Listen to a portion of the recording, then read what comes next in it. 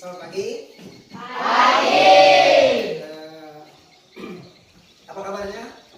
Luar biasa. Luar biasa baik ya. Oke.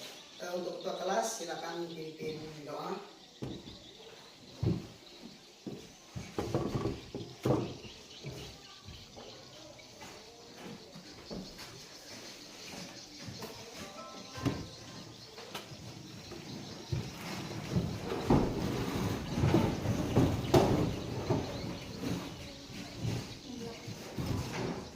Teman-teman, sebelum kita melakukan kegiatan kita pada pagi hari ini, marilah kita berdoa. Ya Tuhan, terima kasih atas penyertaan-Mu dan malam tadi sampai pada pagi hari ini. Pada pagi hari ini kami akan melakukan kegiatan kami.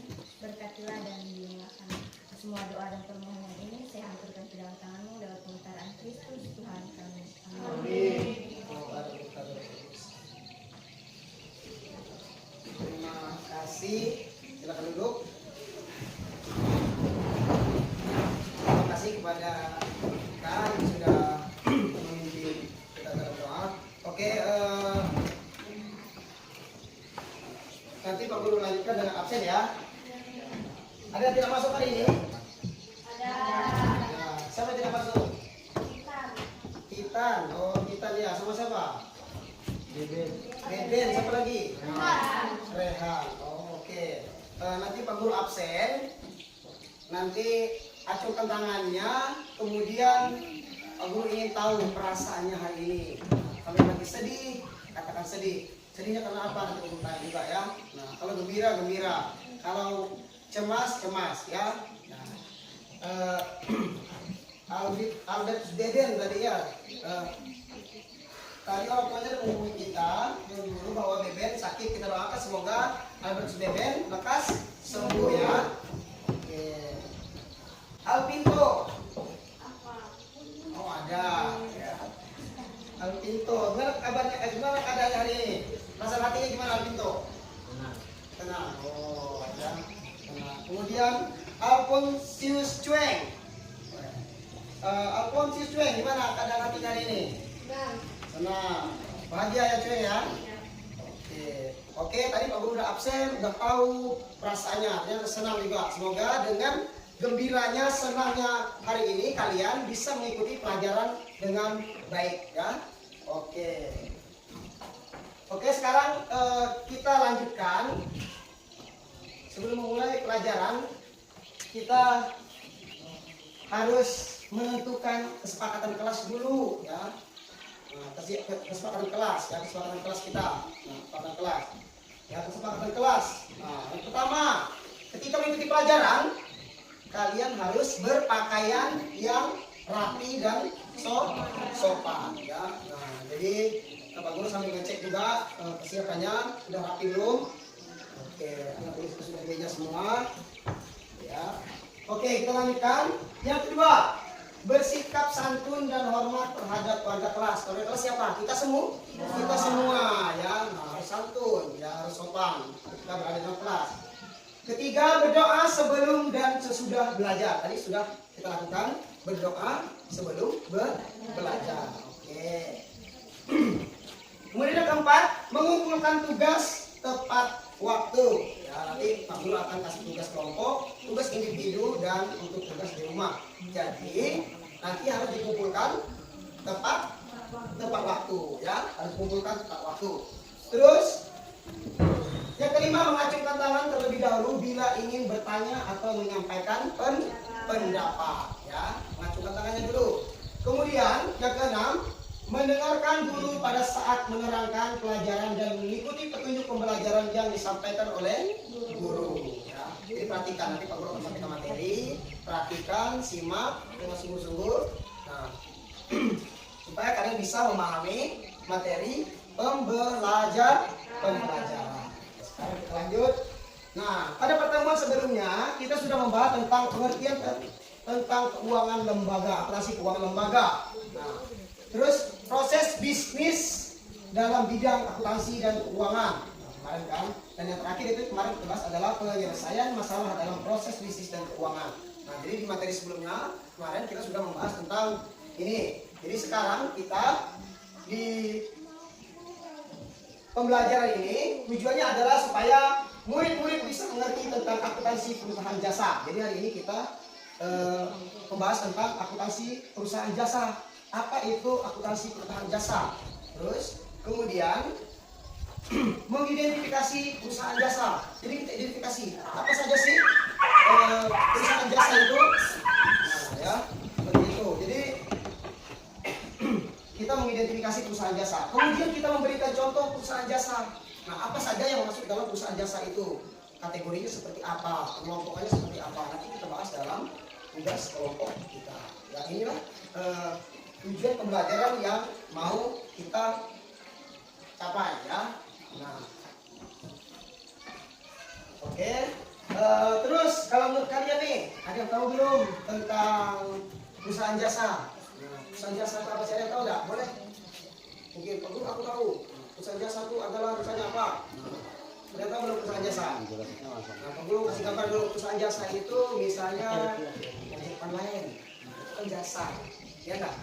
Ya, itu. Nanti kita bahas secara mendalam, ya. Nah, kalau kalian lagi, apakah kalian tahu kalau sedikit dari perusahaan jasa? Sudah tahu belum? Belum, ya?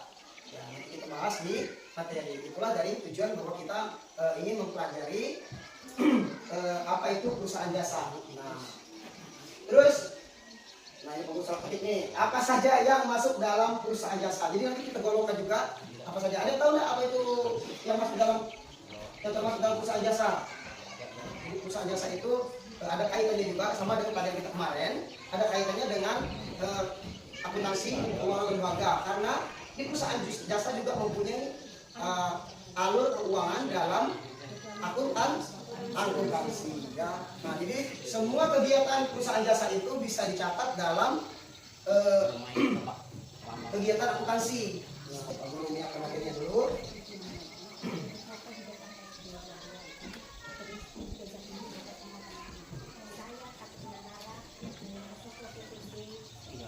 Nah, oke, berarti kita langsung mulai pada materi, ya. Kita mulai langsung pada materi kita. Nah, yang pertama itu adalah pengertian perusahaan jasa. Pengertian perusahaan jasa. Perusahaan jasa adalah perusahaan yang menyediakan jasa atau layanan di bidang tertentu. Nah, perusahaan jasa adalah perusahaan yang menyediakan jasa atau layanan di bidang tertentu. Nah, jadi perusahaan ini adalah yang mereka jual, yang mereka berikan adalah jasa. Nah, jasa ini tidak dapat dilihat, tidak dapat dilihat, kan? Jasa tidak dapat dilihat, tetapi bisa kita terima. Misalnya saat kita menggunting rambut, ya kan? Nah, jasa gunting rambut atau barbershop itulah yang kita terima, ya. Nah, seperti itu. Nah, terus kita akan masuk ke dalam bidang-bidang perusahaan jasa. Nah, yang pertama itu transportasi. Nah, jadi dalam perusahaan jasa itu dalam bidang transportasi. Transportasi tahu kan? Misalnya transportasi itu adalah kendaraan. Terus kemudian akomodasi, itu akomodasi. Nah, kedua akomodasi, nanti kita bahas lagi lah secara mendetail, ya. Terus sebutkan dulu. Yang pertama transportasi, kedua akomodasi, ketiga rumah tangga, keempat penunjang transportasi, kelima keilmuan, keenam asuransi, ketujuh komunikasi. Nah, komunikasi. Oke, kita ulas secara mendalam. Transportasi. Transportasi adalah penyedia layanan perjalanan dari suatu tempat ke tempat lain. Jadi transportasi ini ada penyedia layanan. Jadi melayani konsumennya atau kita sebagai konsumen disediakan oleh penyedia layanan, ya. Penyedia layanan. Yang pertama contohnya itu adalah taksi. Tahu taksi kan? Nah, taksi itu mengantarkan kita dari suatu tempat ke tempat yang lain. Kita bisa menerima jasanya, kan? Nah, jasanya kita dapat diantar dari satu tempat ke tempat yang lain. Kemudian ojek sama, kan? Ojek sama seperti taksi tadi. Terus bus antar kota. Walaupun dalam jumlah banyak, tetapi mereka menyediakan jasa layanan perjalanan. Nah, di sana kalau di antar kota itu ada pelayanan juga. Mungkin di sana ada kalau yang bisnis yang besar, mungkin menyediakan makanan dan minuman kan. Nah, itu juga adalah bagian dari pelayanan yang di dalamnya adalah jasa tadi kan. Jasa yang tidak dapat kita lihat tetapi bisa kita terima ya. Nah, itu. Kemudian pesawat terbang, kapal laut dan kereta api. Masih banyak yang lain ya dalam transportasi. Nah, oke, kita lanjut. Nah, kemudian akomodasi. Akomodasi adalah penyedia layanan yang memenuhi kebutuhan layanan pengguna jasa itu sendiri. Nah, penyedia layanan yang membutuhkan kebutuhan layanan pengguna jasa itu sendiri. Maknanya seperti apa? Jadi kebutuhan layanan dari jasa itu sendiri. Misalnya tadi kita berangkat dari satu kota ke kota yang lain, kita memerlukan tempat tinggal sementara. Ya. Kemudian penunjang transportasi. Nah, penunjang transportasi menyediakan kebutuhan perawatan dan perbaikan kendaraan. Nah, perbaikan kendaraan. Misalnya tadi pencucian kendaraan. Ya. Jadi penunjang transportasi dalam menyediakan layanan kebutuhan perawatan dan perbaikan kendaraan. Misalnya pencucian kendaraan. Motor kita bisa datang ke tukang cuci motor. Kita datang ke sana, kita menerima jasa, yaitu motor kita menjadi bersih. Terus servis kendaraan ya. Nah, servis kendaraan. Yang kedua servis kendaraan. Servis kendaraan. Misalnya kendaraan kita rusak ya. Nah, kendaraan kita rusak. Mungkin bocor bannya atau dan lain sebagainya ya. Nah, kita datang ke mana? Kalau ke servis atau ke bengkel ya untuk servis kendaraan kita ya, untuk servis kendaraan kita supaya kita menerima jasa servis dari bengkel. Nah, di bengkel juga tidak jasa yang mereka jual, tidak cuma jasa, tetapi juga mereka menjual barang. Misalnya apa barang yang dijual? Ban, oli, ya, dan berbagai macam seperti motor itu barang yang mereka jual. Jadi bengkel itu mereka tidak cuma menjual jasa, tetapi juga menjual barang ya. Nah, kemudian modifikasi kendaraan. Nah, itu juga bisa kan di bengkel juga atau di tempat yang lebih baik lagi ya. Nah, kemudian yang terakhir adalah keilmuan. Nah, keilmuan. Keilmuan adalah menyediakan layanan jasa sesuai dengan ilmu pengetahuan yang diperolehnya. Nah, dari pendidikan ya, ilmu pengetahuan yang diperolehnya dari pendidikannya ya.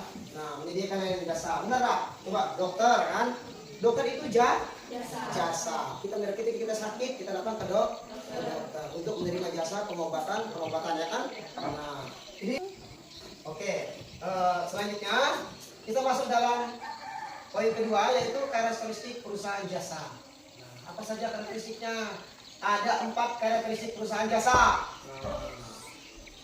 Oke, yang pertama itu tidak berwujud. Yang kedua, tidak dapat dipisahkan. Yang ketiga, berubah-ubah.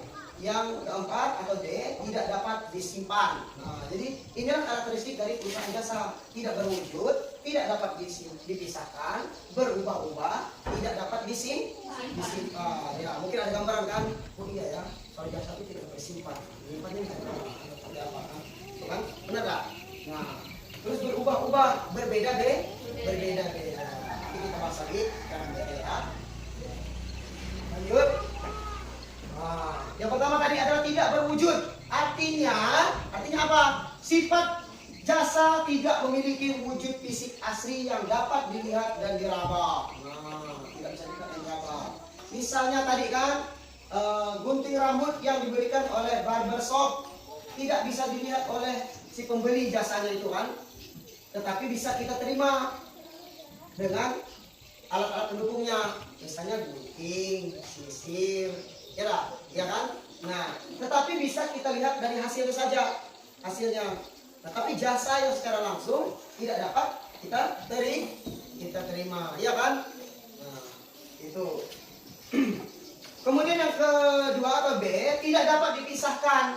Artinya tidak ada pemisahan antara produk produksi dan penjualan jasa saat jasa diproduksi, saat itu pula dikonsumsi atau diterima. Jadi tidak bisa dipisahkan. Jadi ketika penjual memproduksi atau penyedia layanan memproduksi jasa itu, saat itu pula kita menerimanya. Jasanya kita terima secara langsung. Jadi tidak bisa dipisahkan langsung. Nah, misalnya tadi kan sama seperti saat kita menggunting rambut. Barbershop memberikan model rambut yang baru untuk pelanggannya.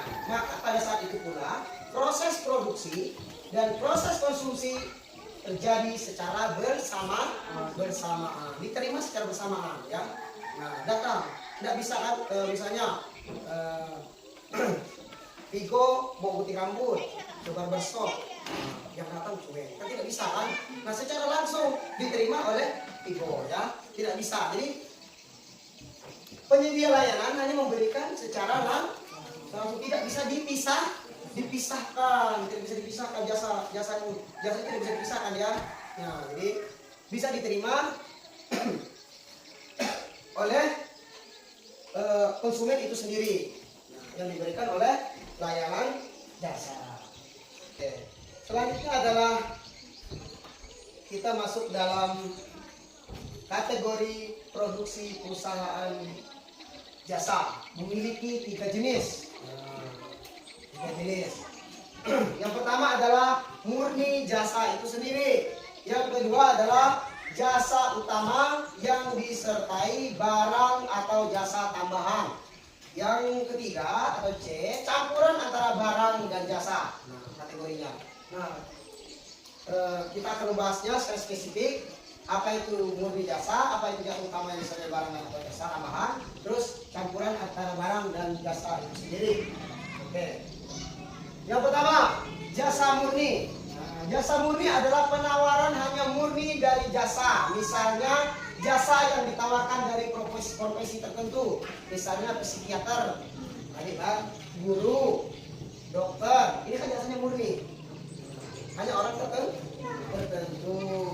Nah, inilah tadi pembahasan tentang perusahaan jasa. Oke, ada yang mau ditanyakan? Ada yang belum paham? Paham ya? Nah, paham. Jadi sekarang kalian sudah duduk di tempat yang berkelompok. Nanti Pak Guru memberikan tugas kelompok. Guru beri waktu 25 sampai 30 menit lah, ya. Nah, kita sepakati 20 atau 35. Kita 30-an lah, ya. Nah, kita 30 menit, ya. Nah, kita 30 menit kalian mengerjakan tugas kelompoknya. Nah, boleh menggunakan handphone untuk mencari referensi pembelajarannya, ya. Boleh yang mau handphone boleh, yang penting jangan bukan yang lain lah, ya. Nah, jadi pembelajarannya Pak Guru akan menampilkan tugasnya. Pak Guru akan menampilkan tugasnya. Nah, ya.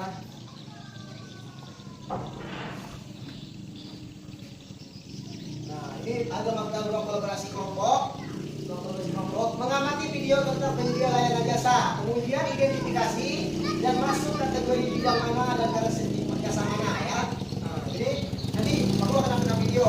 Untuk kelompok 1 videonya sendiri, kelompok 2 silahkan mengamati. Nanti aku tampilkan apa itu nanti kerja kelompoknya, ya.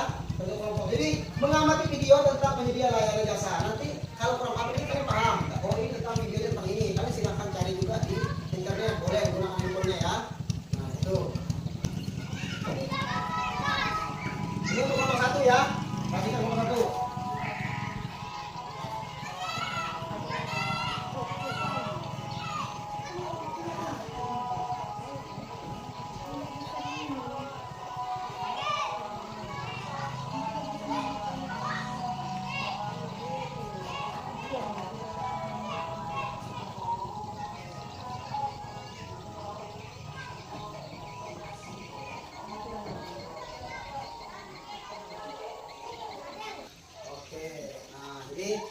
Silakan dikerjakan dengan kelompoknya, boleh menggunakan handphone, ya, untuk referensi pembelajarannya. Buat handphone bolehlah dibuka handphonenya, dikerjakan. Kalau mau ditayangkan lagi juga boleh ditayangkan ya. Nah, kalau mau ditayangkan lagi. Ada. Oke, silakan dikerjakan ya. Kerjakan.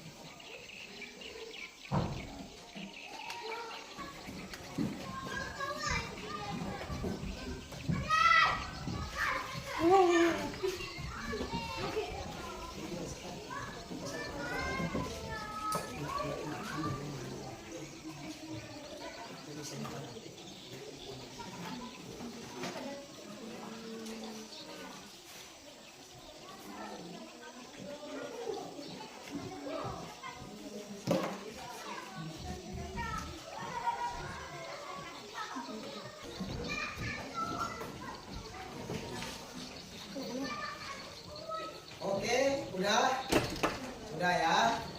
Oke, silakan kelompok 1 langsung ke hasil diskusi kelompoknya gimana? Presentasinya silakan berdiri saja di tempat untuk membacakannya. Silakan.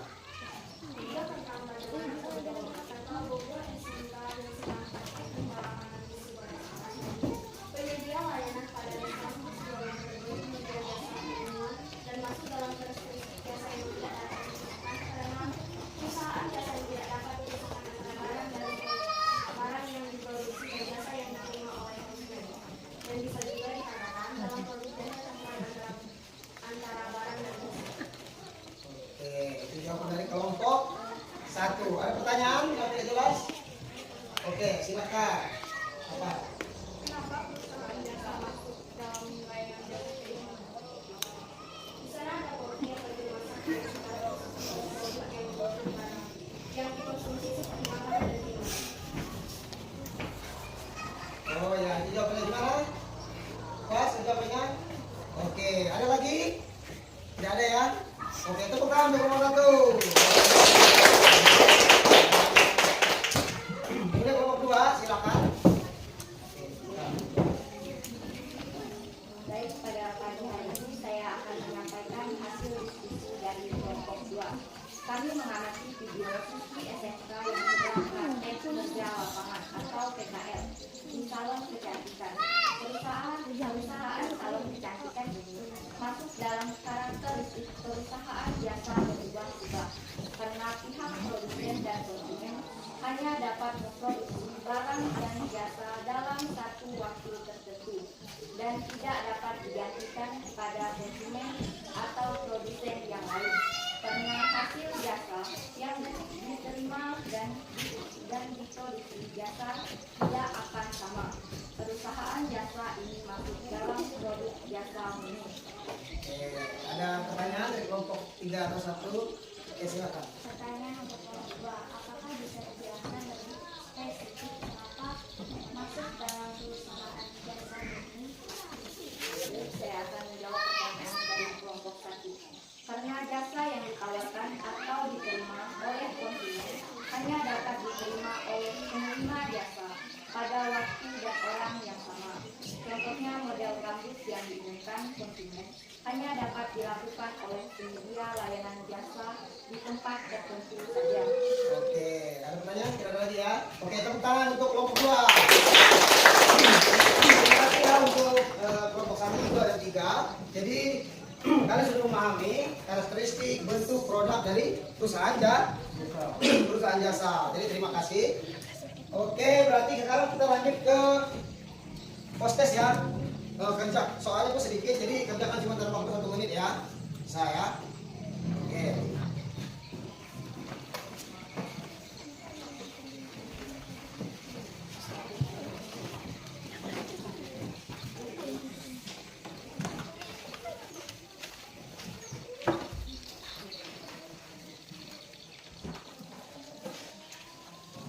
Ya. Oke. Silakan. Itu proses dulu.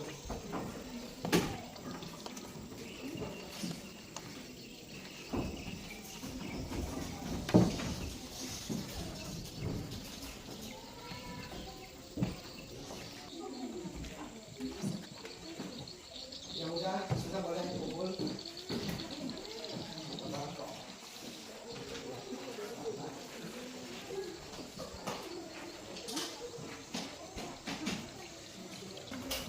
Guru lihat dari hasil postes kalian sudah memahami materi-materi yang sudah Pak Guru sampaikan pada hari ini ya.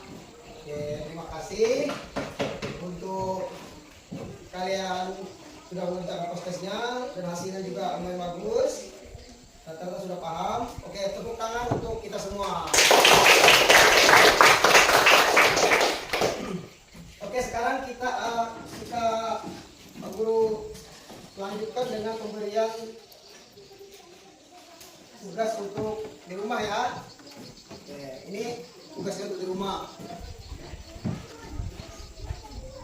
Dibawa pulang ya.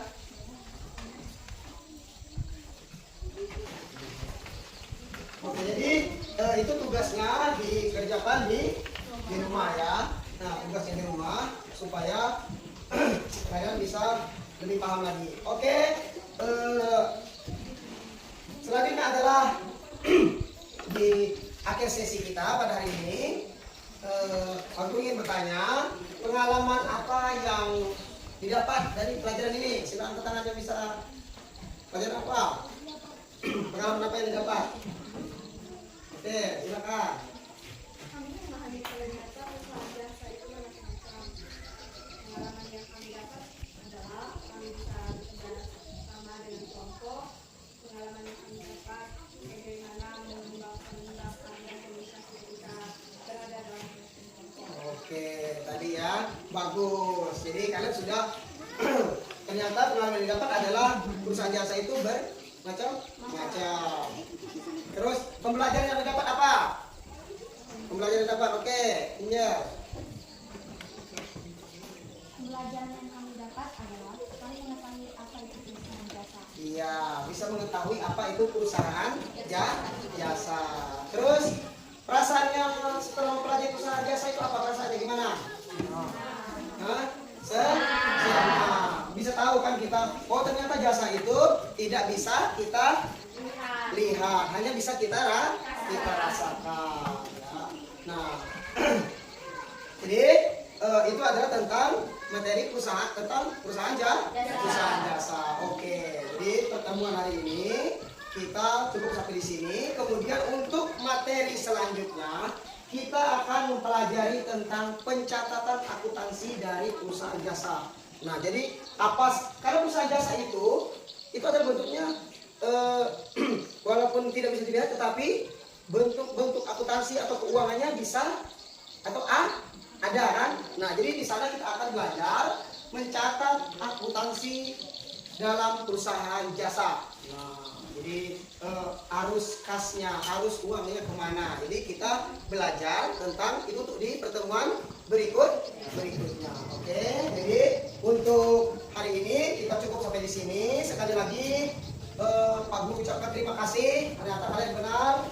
Suasana hatinya gembira, senang semua tadi kan. Nah, terima kasih sudah mengikuti pembelajaran. Tadi postesnya sudah bagus. Nah, sekarang Pak Guru minta satu orang untuk maju ke depan memimpin kita dalam doa. Kesepakatan kita tadi sebelum dan sesudah doa kita berdoa. Oke, silakan. Ya.